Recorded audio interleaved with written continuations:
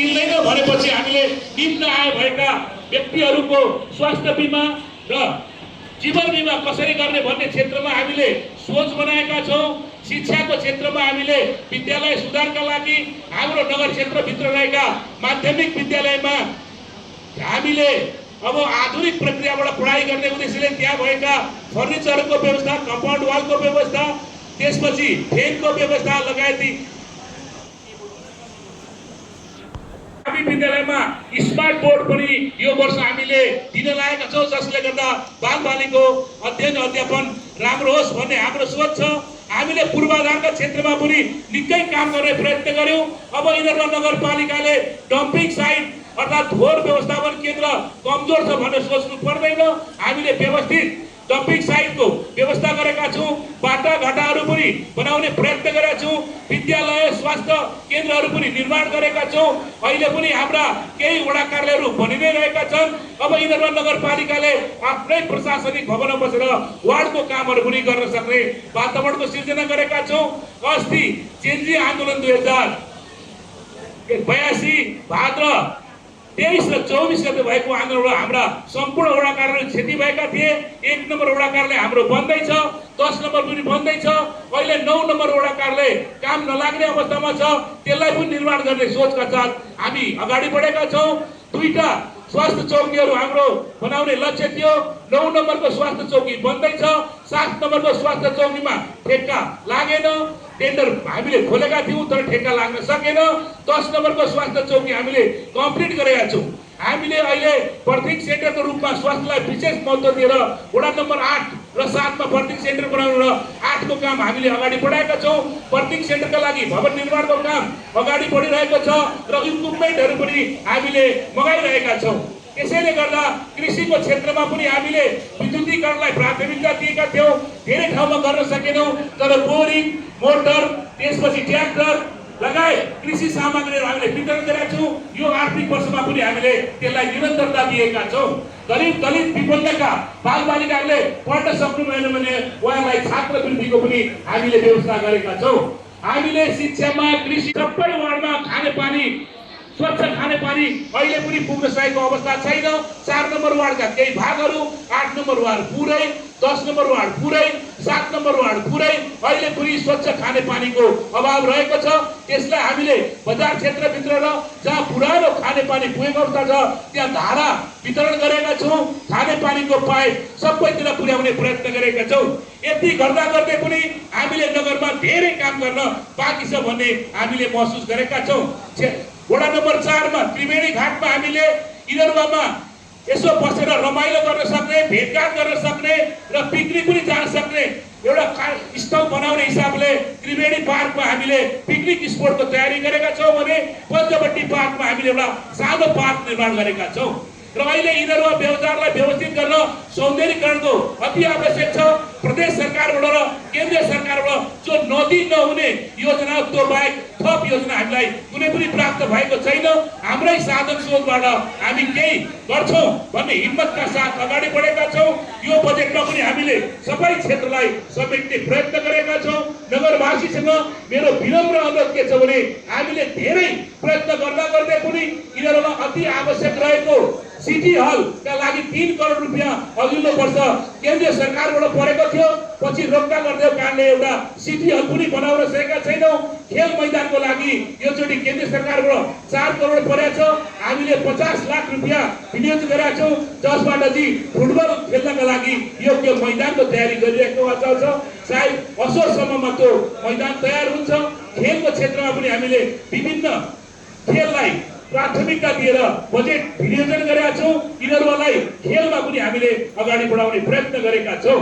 यसका बावजुद पनि जति सोच बनाएका थियौँ त्यति विकास हुन सकेन, जसको मूल कारण भनेको आर्थिक अभाव नै हो। यिनीहरू नगरपालिकाको आफ्नो आन्तरिक स्रोत अत्यन्त न्यून रहेको, प्रदेश सरकार र केन्द्रीय सरकारबाट त्यस किसिमका बजेट पनि नपरेको कारणले आज हाम्रा धेरै महत्त्वपूर्ण बाटाघाटाहरू पनि बन्न नसकेको अवस्था छ। तर पनि हामीले हाम्रो अवधिमा 15 किलोमिटर कालोपत्रे बनाइसकेका छौँ र यो आर्थिक वर्षमा बनाउने छौँ। र आगामी दिनका लागि पनि हामीले त्यस किसिमले बजेट विनियोजन गरेका छौँ। यो कुराहरू यहाँहरू समक्ष राख्दै अब म आर्थिक वर्ष 2083-84 को वार्षिक विधा कार्यक्रम तथा बजेट प्रस्तुत गर्न इनरवा नगरपालिकाको आर्थिक विधेयक 2083 र इनरवा नगरपालिकाको विनियोजित विधेयक 2083, इनरवा नगरपालिकाको आर्थिक कार्यविधि तथा वित्तीय उत्तरदायित्व विधेयक 2083 र न्यायिक समितिको वार्षिक प्रतिवेदन पेश गर्न उपप्रमुख श्री विनिता कुमारी मेहता ज्यूलाई समय दिन्छु। हेरेको अवस्था छ।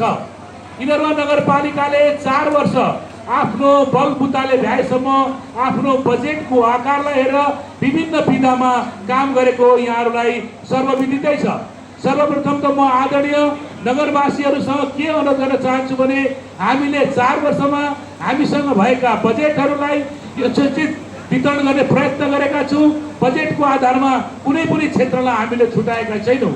यो चोटि पनि हामीले खासै नयाँ कुराको रूपमा एउटा इनरवा नगरपालिका भित्र रहेका बालबालिकाहरू जो चाहिँ एमबीबीएस पढ्न चाहनुहुन्छ उहाँहरूका लागि गरिब दलित विपन्नता हेरेर 1 लाख रुपियाँ चाहिँ शैक्षिक क्षेत्रमा सुधारको लागि उहाँहरूको अध्ययनको लागि दिने भन्ने निर्णय गरेका छौँ।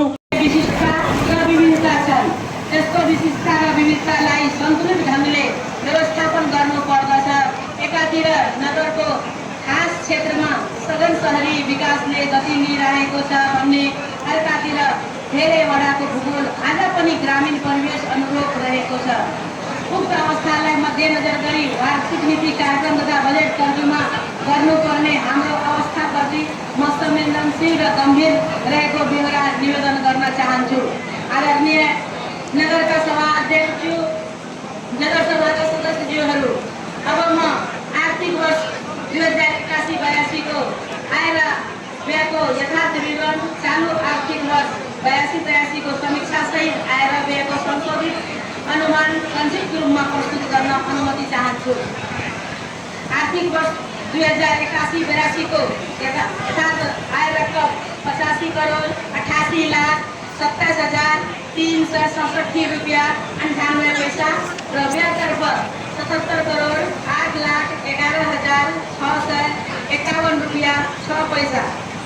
चालू आर्थिक वर्ष 2082-83 में नेपाल सरकार र प्रदेश सरकारबाट प्रत्यक्ष राजस्व सङ्कलन हुन नसकेकोले नगरपालिकाले प्राप्त हुने वित्तीय सामान्यीकरण अनुदान रकम रु 1,41,60,500 र राजस्व बाँडफाँड प्राप्त हुने अनुदान करिब 1,68,24,323 रुपियाँ कटौती भएको प्राप्त नभएको अवस्था छ।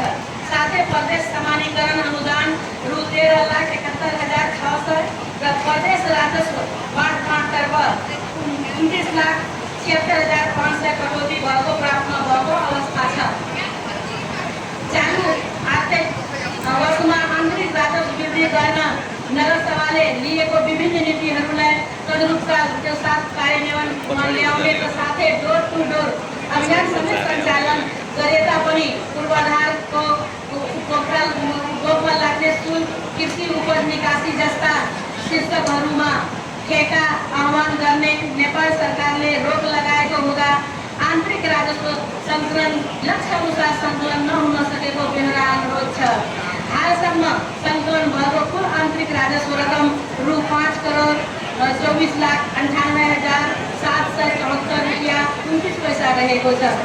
संघीय सरकार र प्रदेश सरकारबाट हुने वित्तीय हस्तान्तरण रकम कटौतीका बावजुद पूर्वाधार विकासतर्फ विभिन्न वडामा कालोपत्रे सडक निर्माण 7.19 किलोमिटर, ग्राभेल सडक निर्माण 2.4 किलोमिटर, आरसीसी सडक 1 किलोमिटर, इंटरलॉक टैंक बाटो निर्माण 626 मीटर, नाला निर्माण 1.8 किलोमिटर, एजिंग वाल निर्माण 2.9 किलोमिटर, 2 वटा वाडा कार्यालय भवन, 2 वटा विद्यालय भवन, 1 वटा स्वास्थ्य चौकी भवन, 2 वटा ढुङ्गे पुल डस्टबिन निर्माण भइरहेको छ।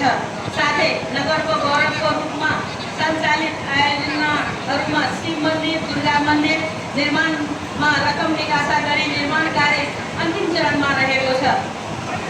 इनरवा नगरपालिकाको स्थापना, विकास तथा विभिन्न क्षेत्रमा अग्रणी भूमिका निर्वाह गर्ने व्यक्तित्वहरूको योगदानको कदर गर्न विशेष सम्मान सहित इनरवा डे दिवस कार्यक्रम मिति 2083 साल जेठ 15 गते भव्यताको साथ सम्पन्न गरिएको छ।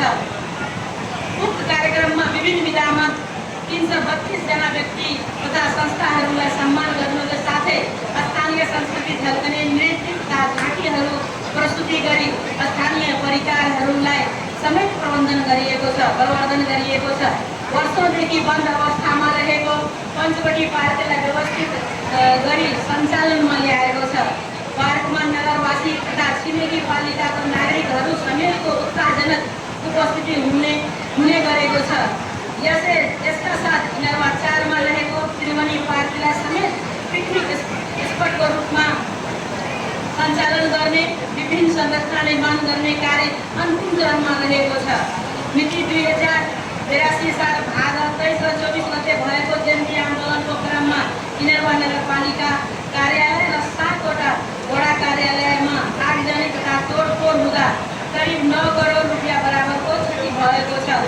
यसबाट उत्पन्न असहज परिस्थितिमा नागरिकहरूलाई सेवा प्रवाह सुनिश्चित गर्न कानुनी भौतिक संरचनाहरूको सामान्य मर्मत सम्भार गर्नुका साथै आवश्यक सामग्री व्यवस्थापन गरी सेवा सुचारू गरिएको छ।